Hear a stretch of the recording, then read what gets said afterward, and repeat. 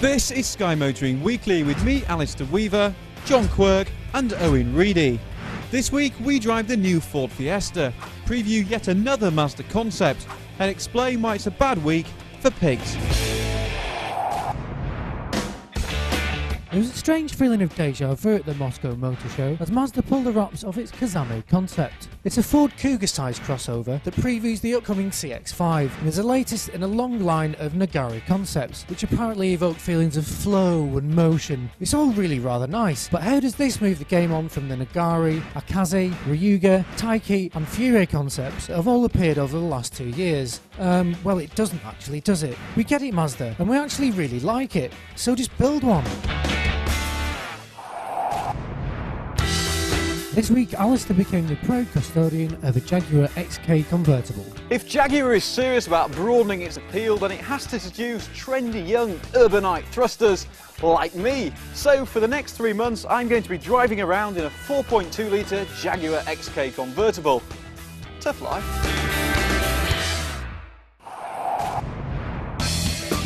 We're the first to bring you an exclusive video road test of the brand new Ford Fiesta. For the past decade or more, Ford has prided itself on making cars that are fantastic to drive. The old Fiesta was an absolute hoot. This one still rides really well, the gearbox is nice and positive, and it has a proper sort of big car grown-up feel about it. But Ford has made one significant change, and that's the introduction of electric power-assisted steering, which just doesn't feel as nice as the old system. Ultimately, this new Fiesta isn't quite as agile, nimble or entertaining as the old one. In fact, the whole thing feels very grown up. It feels more like a Focus than a traditional Super Mini. And you tell us how you think the new Fiesta fares against the Seat Ibiza and Vauxhall Corsa. Which one do you think is the most stylish? I think the Fiesta. Which do you fancy? I think the Fiesta. I'd go for the Fiesta. I can see myself in one of them. Which would you go for? The Ibiza if it wasn't that colour. No one seems to have a lot of love for the Corsa today. I think they're more boring than they've been out for so long. And then John went to Italy to drive the rest of the range, from where he gave us a call. So John, what do you reckon? Yeah, I know what you mean about the diesel, Alistair, but I reckon fans of the old Fiesta should go for the 1.6 litre petrol. The engine is an absolute peach. Revs forever and completely transforms the character into a very lively, fun little thing, you know, just like the old Fiesta. And it looks good too. It does, mate. It looks really close to the Verve concept. Fantastic. So that's the choice, 1.6 litre petrol. Yeah, best small car on sale, I reckon.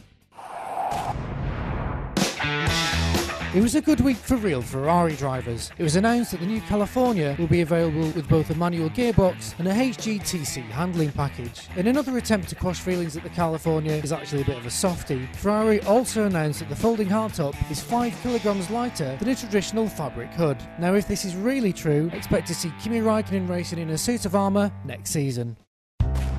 It was a bad week for vegans as the Mercedes-Benz World in Surrey welcomed the pork of ex-F1 World Champion Jody Scheckter. Fancy pork cheeks with a pork tongue? Yummy. It was a bad week for the bloke who decided to take an Audi R8 for a test drive on what appears to be the straightest, flattest road in Holland. Now, despite this lack of apparent danger, he managed to lose at 125 miles an hour and ended up in a nearby dike. Make up your own jokes.